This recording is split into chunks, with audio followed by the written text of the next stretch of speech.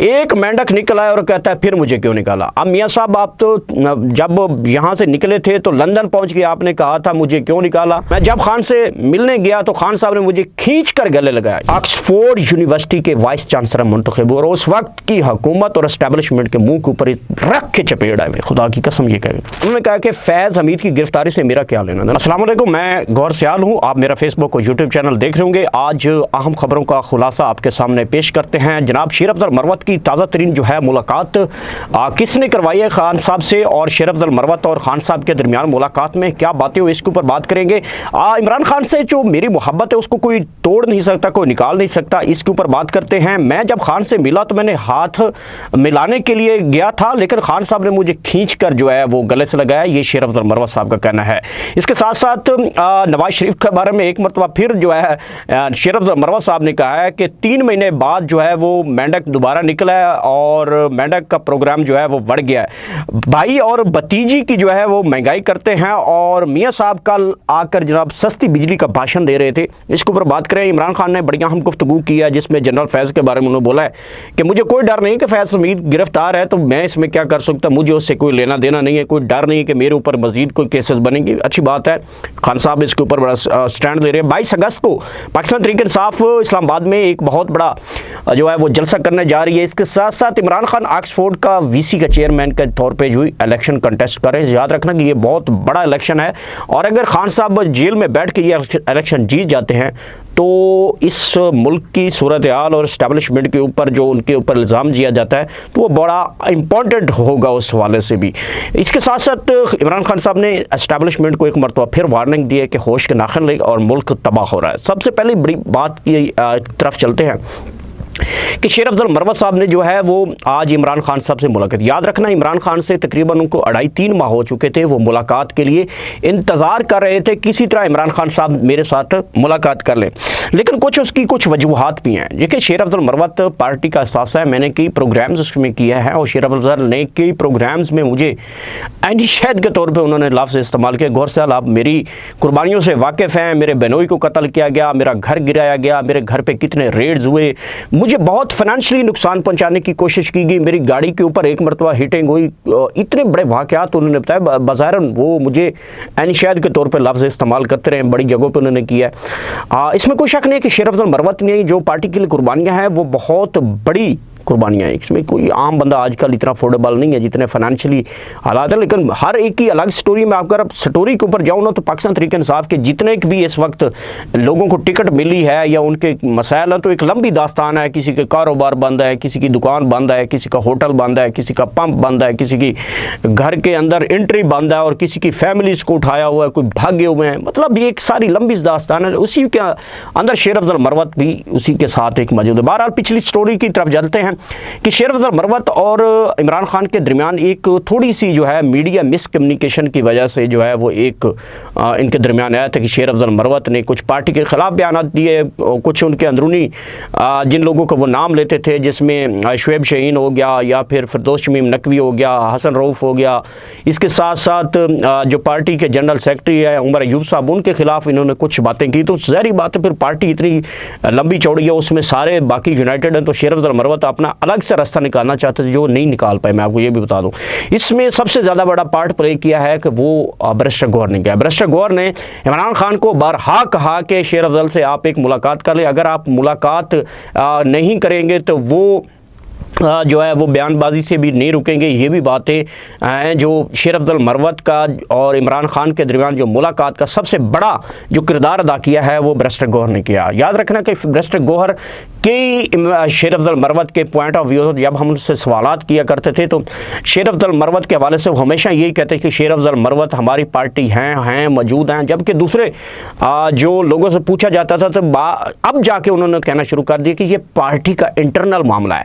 अब ये इंटरनल मामले के ऊपर जो है वो सारे जो है वो फोकस होते थे और इस बात को मतलब दबा दिया जाता था कि अब हमारे दरमियान में ये कोई ऐसा इशू नहीं है। तो शेर अफजल मरवत की जनाब आज उन्होंने कहा कि जो मेरी और इमरान खान की मोहब्बत को कोई ख़त्म नहीं कर सका, कोई माई का लाल जो है इमरान खान और शेर अफजल मरवत की मोहब्बत का ख़त्म नहीं कर सकता। मैं जब खान से मिलने गया तो खान साहब ने मुझे खींच कर गले लगाया। ये इमरान खान साहब की बड़ी अच्छी आदत है कि जब वो बड़े देर बाद किसी भी अपने रहनुमा को, किसी कारकुन उनको मिलते हैं तो बड़ी चाहत होती है, मिलते हैं तो उनके दरमियान होती है। देखिए ये चीज़ें पार्टी के अंदर होती हैं, जमहूरियत इसी चीज़ का नाम होता है। अगर किसी के ऊपर तनकीद आ रही थी तो शेर अफजल मरवत तनकीद बर्दाश्त भी कर रहा था, कहीं रिबटल भी दे रहा था, मतलब जवाब भी दे रहा था, और कहीं जाके जो है पार्टी उसके खिलाफ एक्शन भी लेती है। पार्टी के अंदर भी रूल्स एंड रेगुलेशंस, अगर कोई पार्टी की वायलेशन करता है तो उसको वार्निंग दी जाती है, पार्टी निकाल भी सकती है अपने अंदर, चेयरमैन की भी उसमें मंजूरी बाज़-औक़ात नहीं लेनी पड़ती, तो पार्टी के अंदर से रहनुमाओं को निकाला भी जाता रहा है। आपको याद होगा कि अब जो है इस हवाले से जो है साफ़ियों ने जो है वो वहाँ पे सवाल किया है अडियाला जेल के बाहर शेर अफजल के हवाले से कि जनाब कल की तकरीर जो है नवाज़ शरीफ के हवाले से, कि जो नवाज़ शरीफ साहब ने कल तकरीर की, उस हवाले से आपका क्या कहना है? तो शेर अफजल मरवत ने उसमें बड़ा फ़नी जवाब दिया। उन्होंने कहा कि इतनी बारिश के बाद एक मेंढक निकल आया और कहता है फिर मुझे क्यों निकाला। अब मियाँ साहब आप तो जब यहाँ से निकले थे तो लंदन पहुँच के आपने कहा था मुझे क्यों निकाला। आपको पता है आपको यहाँ से जब वज़ीर-ए-आज़म हाउस से निकाला फिर आपने कहा मुझे क्यों निकाला। आप फिर जब जाती उम्रा पहुँचे आपने कहा मुझे क्यों निकाला। आप जब हॉस्पिटल में चले गए थे आपके प्लेटलेट्स कम हो गए थे, आपने कहा मुझे क्यों निकाला। आपको जब जेल में डाला गया तो आपने कहा मुझे क्यों निकाला। फिर आपने जब यहाँ से लंदन के लिए प्लेटलेट्स ख़त्म हुए तो आपको जहाज़ में चढ़ते हुए भी बोल गया मुझे क्यों निकाला। आप लंदन पहुँच गए फिर आपने वहाँ पे जो है पहुँच के भी ये कहा कि मुझे क्यों निकाला। फिर आपने लंदन प्लान सेट किया, अपने वज़ीर भाई को वज़ीर आज़म बनवाया पहली मरतबा, फिर आपने वहाँ बैठ के कहा मुझे क्यों निकाला। फिर आपकी इलेक्शन आने लगे, पाकिस्तान आए तो वहाँ पे जब आप इस्लामाबाद एयरपोर्ट पे उतरे तो फिर आपने कहा मुझे क्यों निकाला। फिर आप जब इलेक्शन 8 फरवरी के हुए तो फिर आपने तकरीर की कि मुझे क्यों निकाला। फिर जनाब आप 21 अक्टूबर को जब पाकिस्तान वहाँ पे लाहौर में जलसा किया फिर आपने कहा मुझे क्यों निकाला। फिर अब जो है इलेक्शंस हो गए, बेटी आपकी वज़ीर आला बन गई, भाई आपका वज़ीर आज़म बन गया, फिर आप कहते हैं मुझे क्यों निकाला। फिर आज तकरीबन 3 महीने बाद मियाँ नवाज़ शरीफ साहब आप कह रहे हैं कि मुझे क्यों निकाला। मैं अब क्यों निकाला का जवाब कैसे दूँ? वो बंदा आता है निकल के आता है, जाता भी है तो जाता है, बंदा निकल के आता ना तो इस बात को नेगेटिव ना लें कि बंदा आता है और निकाला जाता है। ये सूरत हाल रही है पाकिस्तान की, अनफॉर्चुनेट है, जमहूरियत ऐसी है हमारे मुल्क के अंदर के क्यों निकाले वाले का जो है वो इस तरह से जो है वो चल रहा है। एक स्टोरी है, एक लंबी स्टोरी है। अब मियाँ साहब आगे आगे सफ़र करेंगे तो मुझे क्यों निकाला वाला ये जुमला अब मियाँ साहब को छोड़ देना चाहिए। बहरहाल उनका अच्छा भी पहलू देखा जाए तो मियाँ साहब ने बड़ा अच्छा बिजली के हवाले से जो उन्होंने किया है, खैर देर है दुरुस्त है। मियाँ साहब ने जो है वो 500 यूनिट के ऊपर जो है जो सार्फिन यूज़ करेंगे उसके ऊपर तो उनको 14 रुपये का रिलीफ दिया है। अब ये एक टेक्निकल पॉइंट मैं आपको बताता हूँ। अब कोई भी बंदा अगर बिजली यूज़ करता है कि आम मिडल मैन जो होता है वो हमेशा याद रखें कि वो 2, 250, 300 तक जो है वो यूनिट का इस्तेमाल करता है, क्योंकि एक पंखा 2 पंखे और किसी का अगर एक आधा AC भी लगाओ तो वो 2, 250, 300 तक जाता है और उसको बिल पे करना पड़ता है। अब जो 500 से ऊपर जाएगा ना तो उसको 14 रुपये, ये बेसिकली इंडस्ट्रियल एरियाज़ में आता है। मतलब जो इंडस्ट्री, जो लोगों की बड़ी बड़ी इंडस्ट्रियां हैं, फैक्ट्रियां हैं या फिर कोई बड़ा बिजनेस है, उनके लिए ये रिलीफ है, लेकिन मिडल मैन के लिए ये रिलीफ नहीं है, गरीब के लिए ये रिलीफ नहीं है। गरीब को वही जो है वो अगर 200 क्रॉस करेगा तो उसको 70 यानी कि 80+ जो है उसको यूनिट पे करना पड़ता है, जो घरेलू कीमत है इस वक्त बिजली की। तो ये बेसिकली टेक्निकल गेम खेल गए हैं, वो एक खबर की जिन्नत बनाने के लिए खेला है। मतलब आम आदमी के लिए ये रिलीफ नहीं है। आम आदमी तो 200 यूनिट बड़ा मुश्किल से वो करता है कि मैं बड़ा मुश्किल से इसको संभाल के बिजली को इस्तेमाल करता है। फिर 300 पे अगर जाता है, 200 क्रॉस होता है तो एक तूफ़ान आता है। अब 200 से ऊपर जाता है तो गरीब का बिल जो है वो जहाँ पे 10,000 होता है वहाँ 50,000 आ जाता है। अब जहाँ 200 से नीचे जो है वो आप जितनी मर्जी आप इस गर्मी, इस हवा से इस बिजली के इस्तेमाल को रोक लें, 200 यूनिट से नीचे आप रह नहीं सकते। तो मियाँ साहब ने ये टेक्निकल गेम खेली। मतलब आम आदमी के लिए ये रिलीफ नहीं है। जो बड़े बड़े बिजनेसमैन हैं, जिनकी वर्कशॉप्स हैं, फैक्ट्रियां हैं, इंडस्ट्रीज़ हैं और जिनके प्लाजे हैं, उनके लिए ये रिलीफ हो सकता है, लेकिन आम आदमी के लिए ये रिलीफ नहीं है। ये एक टेक्निकल पॉइंट था जो मैं आपको कल भी बताना था, खैर मैं भूल गया था। इसके साथ साथ इमरान खान साहब ने जो है आज बड़ी आम बातें की हैं जेल में। उन्होंने कहा कि फैज़ हमीद की गिरफ्तारी से मेरा क्या लेना। उन्होंने कहा कि मेरे साथ अब दुनिया जान का कोई मुकदमा अगर रहता भी है तो वो भी अब आप करना चाहें तो मैं हाज़िर हूँ। ये इमरान खान साहब ने पहले दिन भी कहा था कि फैज़ हमीद साहब ने मेरी जितनी पार्टी को नुकसान पहुँचाया और उस वक्त मुझे जितना नुकसान पहुँचाते रहे हैं, कि फैज़ हमीद डबल विकेट पर वो खेल रहे थे, दोनों तरफ विकेट के खेल रहे थे। कभी वो नून लीग की तरफ वो चले जाते थे, कभी पाकिस्तान तहरीक इंसाफ को बताते थे। तो ये उनके हवाले से भी वो जवाब देते रहे हैं। तो उनका कहना है कि फैज़ हमीद हमीद को मेरे खिलाफ अगर इस्तेमाल करना है, बुलाना है, कुछ भी करना है, मेरा इससे कोई फ़र्क नहीं पड़ता। अगर ले भी आएंगे तो मैं जेल में बैठा हूँ, इससे बड़े बड़े मुकदमे मेरे ऊपर क्या हो सकते हैं। मुझे गैर कानूनी तौर पर 1 साल से ज़्यादा उन्होंने कहा है कि मुझे रखा हुआ है, और फैज़ हमीद का एक नया मुकदमा बन गया तो बिस्मिल्लाह करेंगे जी।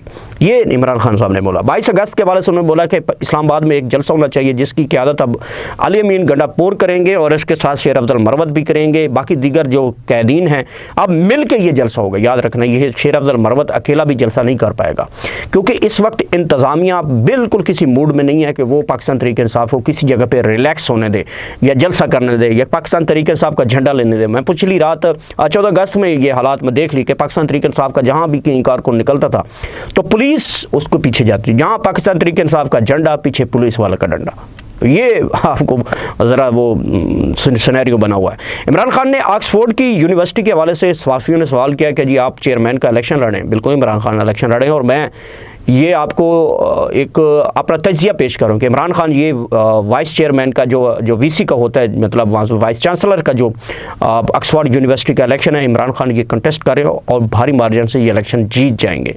अगर वो जीत जाते हैं तो पूरी दुनिया में एक मैसेज जाएगा कि इमरान खान जेल अडियाला में बैठकर भी ऑक्सफोर्ड यूनिवर्सिटी के वाइस चांसलर मुंतखब हुए, और उस वक्त की हुकूमत और एस्टेब्लिशमेंट के मुंह के ऊपर रख के चपेट आए। खुदा की कसम ये कहेगा अगर ये खान साहब जो इलेक्शन जीते, और मैं कह भी रहा हूँ कि मैं तजिया दे रहा हूँ कि इमरान खान जो है वो वाइस चांसलर का इलेक्शन ऑक्सफोर्ड यूनिवर्सिटी का वो जीत जाएंगे।